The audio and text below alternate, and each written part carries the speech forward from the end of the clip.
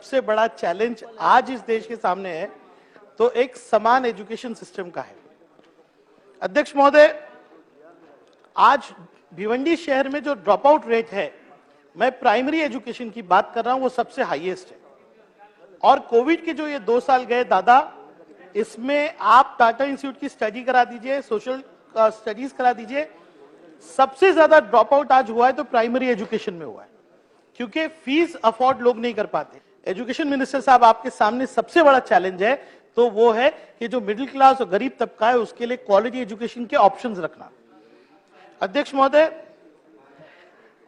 आज मैं आपको बीएमसी, मैं भिवंडी कॉर्पोरेशन की बात करूं तो 49 स्कूल जो हमारी है उसमें से 2 स्कूल C1 कैटेगरी में आ गई, खाली करा दी गई। कम से कम 4000 बच्चे दूसरी स्कूल में जा रहे हैं। अब 49 बिल्डिंग में से 25 बिल्डिंग C2 कैटेगरी में है, यानी कि आने वाले 3-4 साल में वो इतनी खस्ता हो जाएगी कि इनको भी खाली करना पड़ेगा। अगर 49 स्कूल में से 27 स्कूल धोखादायक है तो ये 28,000 बच्चे पढ़ेंगे कहां पे? और भिवंडी महानगर पालिका ने ठहराव किया हुआ है वहां के नगर सेवकों ने मिलकर के जो भी इसमें रिपेयर करना है वो शासन करेगी। प्राइमरी एजुकेशन भिवंडी कॉर्पोरेशन की जवाबदारी है। अब बताइए, इस परिस्थिति में एक गरीब शहर के बच्चे, जहां पे पावरलूम के बच्चे, पावरलूम लेबरर्स के बच्चे होते हैं, वो कहां पढ़ेंगे? 2 साल के अंदर, जिसको ब्रिज कोर्स बोलते हैं, यानी कि 2 साल में पढ़ाई नहीं हो सकी। आपने ऑनलाइन पढ़ाई की प्रयत्न किए, लेकिन गरीब शहरों के अंदर बच्चों के पास मोबाइल नहीं थे, एंड्रॉइड फोन्स नहीं थे, तो वो पढ़े नहीं है। आप एक जनरेशन पैदा कर रहे हो जो 2-3 साल शिक्षा से वंचित रही है। और ब्रिज कोर्स ताई ने शुरू किया था, मुझे बताया, आप रिव्यू लीजिए, आप क्वालिटी के स्टैंडर्ड्स बनाइए। ब्रिज कोर्स कहीं भी इंप्लीमेंट नहीं हो पाया। इसका मतलब यह है कि ये 28,000 बच्चों को 2 साल शिक्षा नहीं मिली है।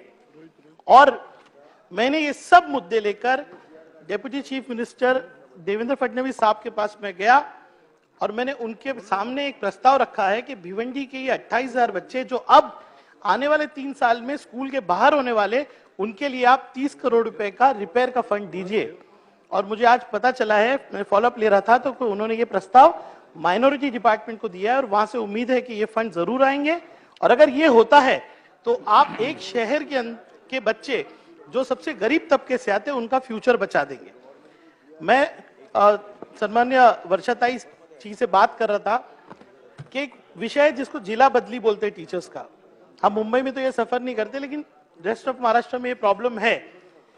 जिला बदली सबसे बड़ा ट्रांसफर करप्शन का सोर्स है।